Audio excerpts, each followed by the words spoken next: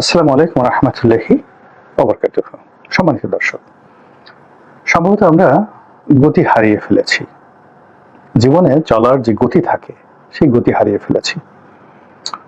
২ নম্বর হলো যে গন্তব্যে পৌঁছানোর জন্য যে রাস্তা দরকার সে রাস্তা আমরা হারিয়ে ফেলেছি। ৩ নম্বর হলো আমরা যেখানে যেতে চাচ্ছি রাস্তা হারিয়ে সেই জায়গায় যাওয়ার জন্য আমাদের যে লাইট দরকার, আলো দরকার, আমরা সেই আলোর পরিবর্তে অন্ধকারের কবলে পড়েছি। অমানিসার অন্ধকার। এবং শুধু অমানিসার অন্ধকার নয়,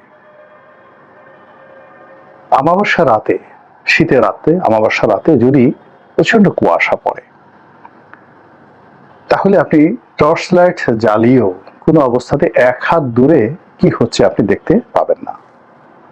ঠিক ওরকম একটা অবস্থায় আমরা পড়েছি। ধরুন আপনি ঢাকা থেকে চট্টগ্রাম যাবেন, তো আপনি যে হাইওয়েতে যাচ্ছেন তার পরিবর্তে আপনি একটা ধান ক্ষেতের মধ্যে ঢুকে পড়লেন। আপনার কাছে কোনো কম্পাস নাই। আপনি রাতের অন্ধকারের কারণে পূর্ব এবং পশ্চিম কিছু বুঝতে পারছেন না। প্রচন্ড শীত এবং চারিদিকে শুধু কুয়াশা। এখন বলেন আপনি চট্টগ্রামে কবে যাবেন, কোথায় যাবেন, কিভাবে যাবেন? ঠিক একই অবস্থায় কিন্তু শেখ হাসিনার হয়েছিল। এবং এই কথা আমি 2014-15 সন থেকে কন্টিনিউয়াসলি 10টি বছর আমি বারবার বলেছি যে শেখ হাসিনা পথ হারিয়ে ফেলেছেন, আওয়ামী লীগ পথ হারিয়ে ফেলেছে এবং শেখ হাসিনার যে বিরোধী পক্ষ তারাও পথ হারিয়ে ফেলেছে। এর কারণ হলো তিনি রাষ্ট্রশক্তি ব্যবহার করে 3টি কাজ করেছেন। প্রথম কাজ হলো তরুণ যে সম্প্রদায় যারা শেখ হাসিনার বিরুদ্ধে আন্দোলন করতে পারে তাদের একটা বিরাট অংশের মধ্যে ভয় তৈরি করার জন্য অনেকে ঘুষ দিয়েছেন, অনেককে নাই করে দিয়েছেন, অনেককে জেলে পুরেছেন, অনেকে গুম করেছেন, অনেককে খুন করেছেন। ২ নম্বর হলো যারা সিদ্ধান্ত নেবেন দলের তাদের সবাইকে করাপ্ট করে ফেলেছেন। একদিকে জেলে নিয়েছেন, অন্যদিকে তাদের কোটি কোটি টাকার ব্যবসা দিয়েছেন, নগদ অর্থ দিয়েছেন। ফলে তারা প্রায় সবাই মীর জাফরের ভূমিকায় আন্দোলনকে বিপথে চালিত করেছে, জনগণের সঙ্গে প্রতারণা করেছে। ফলে 15টি বছর পুরো রাজনীতি ছিল গতিহারা এবং পথহারা। এর ফলে কি হলো, আমরা আমাদের কাঙ্ক্ষিত মাকামে পৌঁছতে পারিনি। বহুবার আমাদের জীবনে সম্ভাবনা এসেছিল, এমনকি ধরুন সেই গণজাগরণ মঞ্চ, সেটা শেখ হাসিনা বিরোধী একটা আন্দোলন হতে পারত, কিন্তু এই পলিসি করার কারণে সেটাকে তিনি গিলে ফেলেছিলেন। হেফাজতের আন্দোলন, সেটি সরকার বিরোধী হতে পারত, থাকতে পারত, সেটাকে তিনি গিলে ফেলেছিলেন। দেশের প্রধানতম রাজনৈতিক দলগুলো তাদের নেতৃত্বের পরিবর্তন করা, কোন দলে কে বসবে, কে দলের প্রধান হবে, কে দলের কে পোস্টগুলোতে বসবে, এমনকি জেলা শহরে কার হাতে কোন রাজনৈতিক দলের নেতৃত্ব থাকলে সরকারের জন্য সুবিধা হবে, ওইভাবে গোয়েন্দা সংস্থার মাধ্যমে প্রেসক্রিপশন দিয়ে নেতৃত্ব সিলেকশন করা হতো।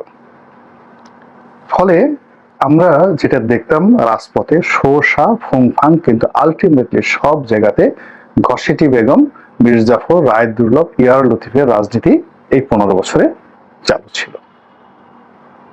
এর ফাঁকে যে আন্তরিকতা নিয়ে, সততা নিয়ে শেখ হাসিনার বিরুদ্ধে লড়াই করতে গেছেন তাকে শেষ হয়ে যেতে হয়েছে, সাস্টেইন করতে পারেনি, সব কিছু শেষ করতে হয়েছে। আর বাকি যারা টিকে ছিলেন তারা ওভাবে, আমি যেভাবে বললাম, মোরাললেস, কম হতে পারে বেশি হতে পারে, ওভাবে তারা টিকে ছিলেন। এবং সেই যে রাজনীতির যে ধারা, সেই ধারাটা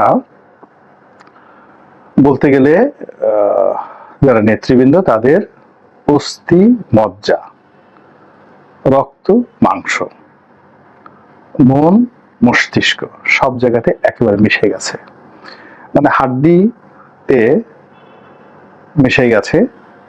হাড্ডির মধ্যে যে ওই যেগুলো আমরা চুষে চুষে খাই, মুরগির বা গরুর নলি খাই, ওইগুলোকে মজ্জা বলা হয়, সেগুলোতে মিশে গেছে।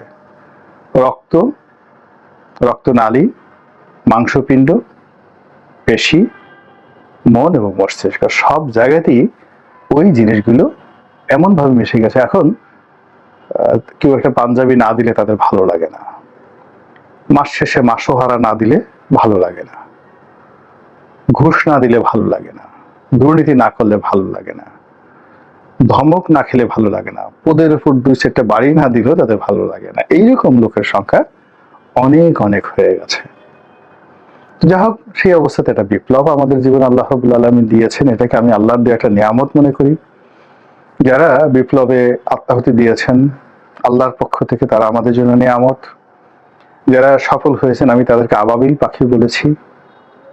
কিন্তু সময়ের বিবর্তনে এই গত 7 মাসে পুরো জিনিসগুলো আবার সেই আগের ধারাতে চলছে। শেখ হাসিনার পুরো জমানাটা মূলত আমলাতান্ত্রিক জটিলতার মধ্যে ছিল।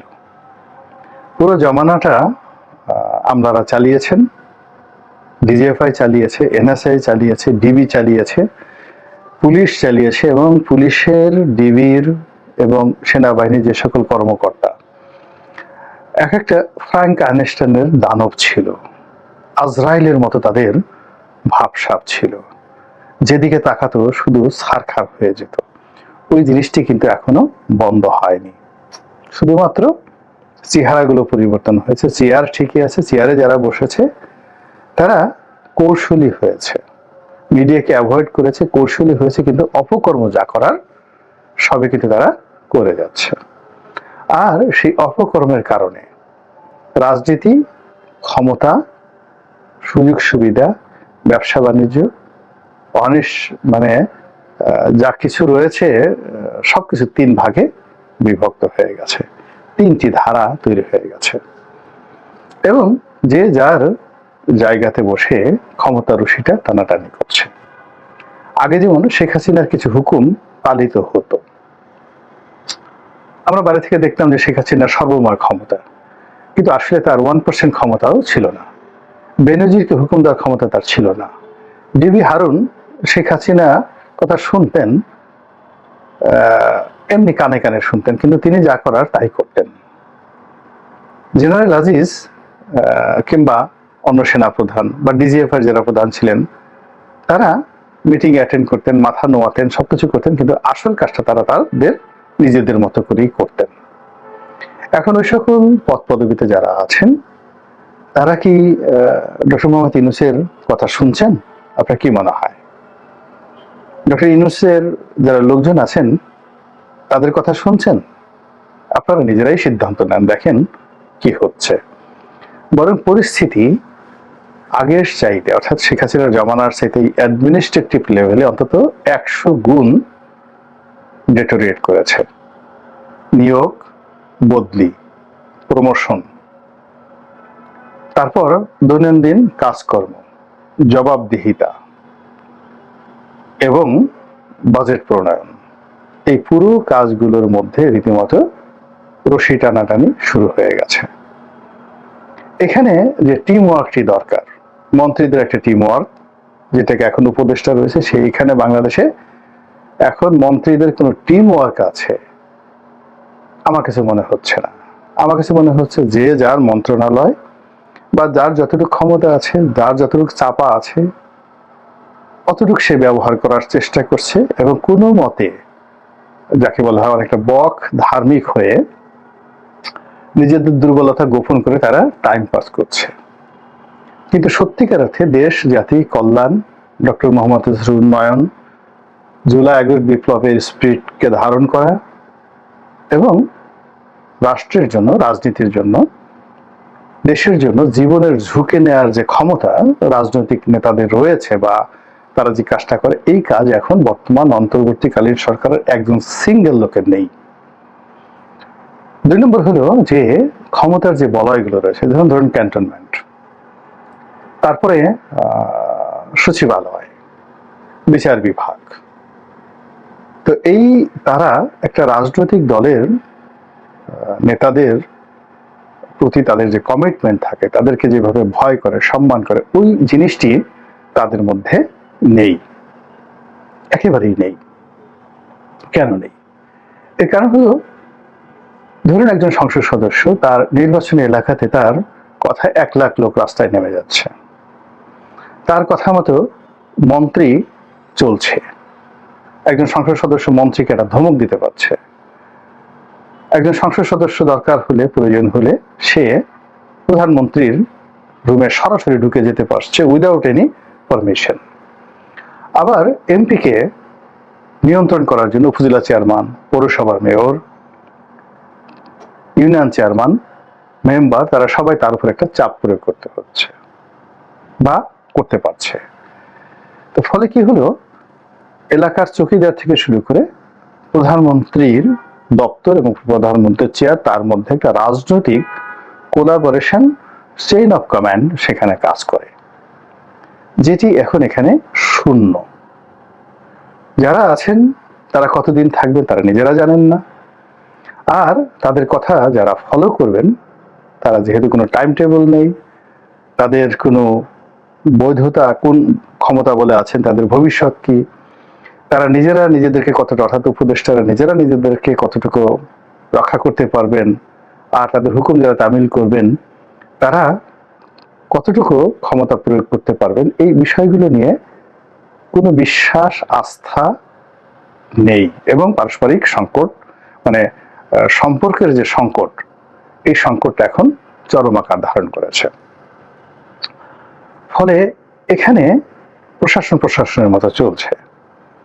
সচিবালয়ে যদি ধরেন একজন কর্মকর্তা, জামাতের কর্মকর্তা, সে সেই জুলাই আগস্ট বিপ্লবের পরপরই সেপ্টেম্বর অক্টোবর মাসে একটা ভালো পদে বসে গেছেন।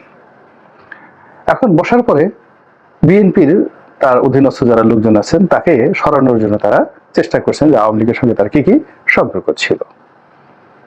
আবার ধরুন 10 জন কর্মকর্তা একেবারে কট্টর আওয়ামী লীগ, তারা এই সময়টাতে অবস্থা বুঝে বিএনপি হয়ে গেছে অথবা জামাত হয়ে গেছে। ফলে ওখানে যে কাজটি হচ্ছে সেটা হলো সার্ভাইভাল ফর দ্য ফিটেস্ট। যারা ইতিমধ্যে চাকরি হারিয়েছেন, যারা ওএসডি হয়েছেন, যারা জেলে গেছেন, তাদের কথা আলাদা, কিন্তু যারা এখন বসে আছে এই মুহূর্তে তাদের মধ্যে অন্তর্ঘাত, নিজেদের মধ্যে অন্তর্ঘাত, এটি প্রবল আকার ধারণ করেছে। 2 নম্বরে যে প্রবলেমটা সেটা হলো, পুলিশ কি ডিসি সাহেবের কথা শুনবেন না ডিসি সাহেব পুলিশের কথা শুনবেন? থানার ওসি সাহেব কি দায়িত্বরত যে সেনাবাহিনীর কর্মকর্তা রয়েছেন, টহলরত, যার ম্যাজিস্ট্রেসি পাওয়ার রয়েছে, তার কথা শুনবেন নাকি শুনবেন না? এগুলো নিয়ে দ্বন্দ্ব একেবারে চরমে। ফলে কি হচ্ছে, কখনো কখনো সেনা কর্মকর্তাদের হাতে থানার কর্মকর্তা লাঞ্ছিত হচ্ছে, কখনো আবার থানা কর্মকর্তাদের হাতে সেনা কর্মকর্তা লাঞ্ছিত এবং অপমানিত হচ্ছে। একই অবস্থা সিভিল সার্ভিসে। ফলে ক্ষমতার যে রশি আমলাতান্ত্রিক লেভেলে 3 দিক থেকে টানা হচ্ছে। এখন একটা রশি যদি 3 দিক থেকে টানে, অর্থাৎ এক মাথা টানছে ধরুন এক পক্ষ, অন্য মাথা আর এক পক্ষ, আর মধ্যের যে অংশ সেখানে আর একজনে টানছে, তাহলে সেটা কি হবে? সেটা প্রথমত ক্ষমতা, সেই দড়িটির দৈর্ঘ্য যদি 1 গজ হয় তাহলে সেটা প্রথমত দৈর্ঘ্যটা কমে যাবে, এরপর একটা সময় এটা ছিঁড়ে যাবে, এবং এটা একটা এমন ত্রিভুজ তৈরি করবে, সেই ত্রিভুজের 2টো বাহু আছে, আর একটা বাহু ফাঁকা, কিন্তু এটা একটা ত্রিভুজ। এবং এটা জ্যামিতির ভাষা বলেন, অঙ্কের ভাষায় বলেন, একটা ভয়াবহ অবস্থা। সচিবালয়ে যেভাবে একটা ত্রিমাত্রিক অবস্থা তৈরি হয়েছে, প্রশাসনে যেভাবে একটা ত্রিমাত্রিক অবস্থা তৈরি হয়েছে, অর্থাৎ একটা ত্রিভুজ তৈরি হয়েছে যেটার 2 বাহুর ত্রিভুজ, অর্থাৎ রশি নিয়ে 3 জনে টানাটানি করছে, এখানে জড়া নাই, এক পক্ষ টানছে ডান দিকে, আর এক পক্ষ বাম দিকে, আর এক পক্ষ ধরেন দক্ষিণ দিক থেকে টানছে। তাহলে ত্রিভুজের মতো করে দড়িটা হয়ে গেছে, কিন্তু ত্রিভুজের সংযোগ হয়নি, তৃতীয় বাহু নেই এখানে। ঠিক সেম ঘটনা ঘটছে রাজনীতির অঙ্গনে। আওয়ামী লীগের মধ্যে, বিএনপির মধ্যে, জামাতের মধ্যে, জাতীয় পার্টির মধ্যে, এমনকি এনসিপি, তারাও আগের মতো কাজ করতে পারছে না। আর এই সকল সংযোগগুলোর সঙ্গে আবার যমুনা কেন্দ্রিক, অর্থাৎ ডক্টর মোহাম্মদ ইউনূসের অফিস কেন্দ্রিক, সেখানে গিয়ে আবার একটা ত্রিমাত্রিক তিন দিক থেকে এইভাবে টানাটানি করছে যমুনাকে। আবার বঙ্গভবন কেন্দ্রিক ওনার যে সাংবিধানিক ক্ষমতা আছে রাষ্ট্রপতির, সেখানেও তিন দিক থেকে টানাটানি হচ্ছে। ফলে এই ত্রিমাত্রিক টানাটানিতে পুরো রাজনীতির ময়দান, পুরো প্রশাসন, পুরো দেশ, কাল, সমাজ, চিন্তা চেতনা, অর্থনীতি সবকিছু তছনছ হয়ে যাচ্ছে। আল্লাহ আমাদের সবাইকে হেদায়েত দান করুন এবং হেফাজত করুন। আসসালামু আলাইকুম ওয়া রাহমাতুল্লাহি ওয়া বারাকাতুহু।